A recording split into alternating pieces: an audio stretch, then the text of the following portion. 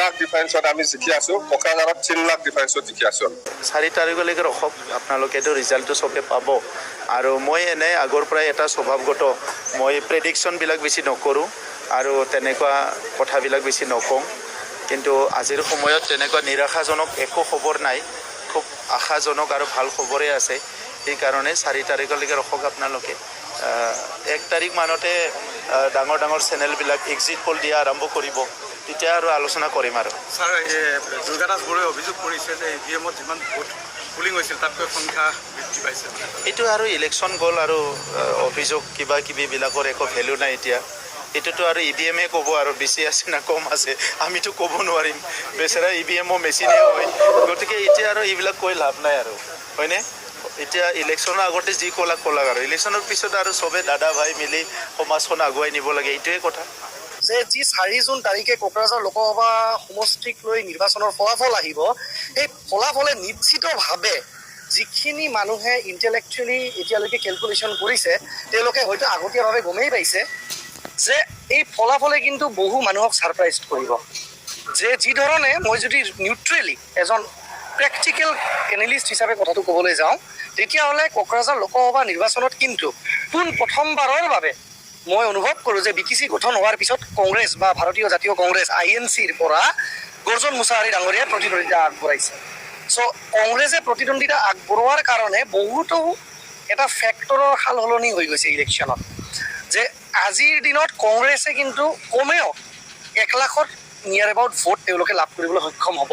হয়, 1 লাখতকৈ বেছিও তেওঁলোকে ভোট লাভ কৰিব পাৰে। তেওঁ বিজয়ী নহয় এয়া নিশ্চিত, কিন্তু তেওঁ 1 লাখৰ নিয়াৰ এবাউট ভোট তেওঁ জয় কৰিবলৈ সক্ষম হোৱা বুলি আমি অনুভৱ কৰোঁ এনালাইচিছ কৰিলে। আৰু 4 জুন তাৰিখে যি নিৰ্বাচনৰ ফলাফল আহিব, মই অনুভৱ কৰোঁ যে যি ধৰণে তাৰমানে কোকৰাঝাৰ লোকসভা সমষ্টিৰ ৰেজাল্টক লৈ মানুহৰ মাজত বুবা চলিছে যে ইয়াতে BPF জিকিব নে UPPL জিকিব, BPF-ৰ সমৰ্থকবিলাকে ইয়াতে কৈ আছে যে ইয়াতে BPF জিকিব, UPPL-ৰ সমৰ্থকবিলাকে কৈ আছে যে ইয়াতে NDAৰ প্ৰাৰ্থী জয়ন্ত বসুমতাৰী জিকিব। কিন্তু মই আজি স্পষ্টভাৱে এটা কথা আজি মই কৈ দিব বিচাৰোঁ যে কোকৰাঝাৰ লোকসভা সমষ্টিত কোনো প্ৰকাৰেৰে খাম্পা বৰগোহাঞি বিজয়ী নহয়। মোৰ কথাখিনি স্পষ্টভাৱে মনত ৰাখক, কোকৰাঝাৰ লোকসভা সমষ্টিত কোনো প্ৰকাৰেৰে খাম্পা বৰগোহাঞি ডাঙৰীয়া ইয়াত বিজয়ী নহয়।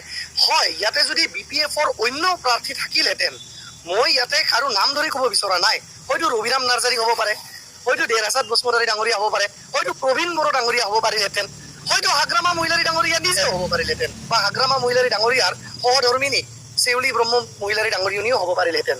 চ' অন্যান্য যদি কোনোবা এজন ইয়াতে যোগ্য প্ৰাৰ্থী থাকিলহেঁতেন, মই অনুভৱ কৰোঁ কোকৰাঝাৰ লোকসভা সমষ্টিত 2024 চনত BPF-ৰ ৰণত ধ্বজা উৰাটো খাটাং আৰু অতিকৈ নিশ্চিত আছিলে। কিন্তু হাগ্ৰামা মহিলাৰী ডাঙৰীয়াই খাম্পা বৰগোহাঞি ডাঙৰীয়াক প্ৰাৰ্থিত্ব প্ৰদান কৰি BPF-এ নিজৰ ভৰিত নিজে কুঠাৰ মাৰি ল'লে। কুঠাৰ মাৰি লৈ আজিৰ দিনত য'ত নেকি কোকৰাঝাৰ লোকসভা সমষ্টিত BPF-এ 100% বিজয়ী হোৱাটো একদম অবিশ্বাম্বী আছিলে, কিন্তু খাম্পা বৰগোহাঞিক কেণ্ডিডেট দিয়াৰ কাৰণেই বহু BPF-ৰ মানুহেও কিন্তু একমাত্ৰ খাম্পা বৰগোহাঞিক ব্যক্তি হিচাপে বেয়া পায়, বা কিছুমান পাৰ্চনেল কেৰেক্টাৰবিলাক এনালাইচিছ কৰি, মই ভাল বেয়াটো ক'ব নাযাওঁ, পাৰ্চনেল কেৰেক্টাৰবিলাক এনালাইচিছ কৰি কিন্তু বহুত BPF-ৰ মানুহো BPF-ৰ কেণ্ডিডেটজন বেয়া কাৰণে ভোট দিয়া নাই। তেওঁলোকে হয়তো নটাত মাৰিছে, হয়তো তেওঁলোকে অটত মাৰিছে, হয়তো তেওঁলোকে ট্ৰেক্টৰৰ ছবিত ভোট দিছে, কিন্তু তেওঁলোকে নাঙলৰ ছবিত দিয়া নাই, কাৰণ কেণ্ডিডেটটো খাম্পা বৰগোহাঞি। তো মই এয়া স্পষ্টভাৱে আজি ভৱিষ্যতবাণী কৰিছোঁ, যি ধৰণে মই কোকৰাঝাৰ লোকসভা সমষ্টিত ৰাজু নাৰ্জাৰী ডাঙৰীয়াই UPPL দলৰ পৰা টিকেট নেপায় বুলি মই এসময়ত 6 মাহ আগতে প্ৰেছ মিট দি কৈছিলোঁ আছিলে। মই কৈছিলোঁ যে ৰাজু নাৰ্জাৰী টিকেটটো নেপায় আৰু তেওঁ টিকেট পালে UPPL দলৰ তৰফৰ পৰা তেওঁ 2 লাখো ভোট নেপাব।